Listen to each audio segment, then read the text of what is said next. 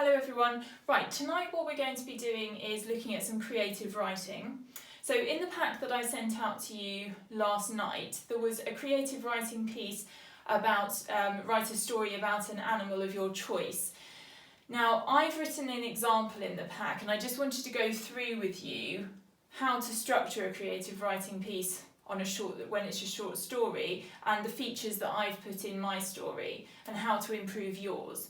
Okay, so I have put, it was a cold winter's morning and Sarah the Siamese sat silently with the cold wind biting at her face and icicles encasing her whiskers. Right, now I've put lots of features into that first sentence. I've put Sarah the Siamese sat silently. Now think which feature that is. So that's alliteration. I've then said that the cold wind is biting at her face. So that's personification. And I've used vocab words like encasing. Okay, then I go on to say, the grass was like an emerald cape surrounding her as she sat, staring intently at the molehill, a mountain of fine, peppery soil. Okay, so in that sentence, I've again put in some features like a simile.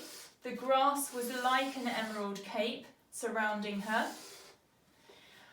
Then I've also put in a semicolon, so I've got my varying the punctuation mark there. I've put fine peppery soil, showing that I know how to use two adjectives with a comma in between them. And I'm setting the scene about where she is and what she's doing. I then go on to say, then the moment came, the moment that she'd been waiting for. Protruding from the hole were tiny fork-like fingers and a nose like the barrel of a gun. Okay, so this is the bit where I'm building up some suspense. So there's nothing too dramatic happening in my story because it's just a short story. You're not going to have a chance for anything too dramatic to happen. But I am building up a little bit of suspense. You don't know what's going to come out of the hole. She's sitting there, she's waiting for this thing to come out. Now the features that I've put in there, I've put in some difficult words like protruding, and I've put in another simile like the barrel of a gun.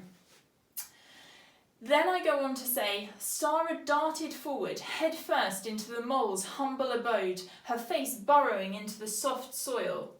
Okay, so again, I've put abode, which is a vocab word. I've shown that I can use an apostrophe correctly because the mole owns it. Then I've put, he was gone. Okay, so that's a dramatic short sentence, and in that you're going to get your varying the sentence length marks. You've got to show you can be sort of flexible with your sentence length and make sure you can change it and use sentence length to alter the tone of your piece. Right, then it says, Sarah recoiled, her face was covered in mud, her pristine white paws were now mottled with dirt, and her stomach rumbled as she skulked back to her basket. Okay, so then that's concluding what's happened. So there's the little bit of action has happened. She burrowed her face into the molehill and tried to catch the mole. She wasn't successful, and then she went back to her basket because she hadn't managed to catch it. Now again in here I've put vocab words like skulked. I have also used mottled. Okay, and I've concluded my story nicely. Nothing too dramatic has happened, some action has occurred, I've got in lots of vocab words, and I've finished it nicely and cleanly. Now in the stories that you'd sent me from last week's pack, I noticed that a lot of children were missing out the similes and metaphors. They weren't putting in vocab words and they were really just diving into the story and making it too dramatic.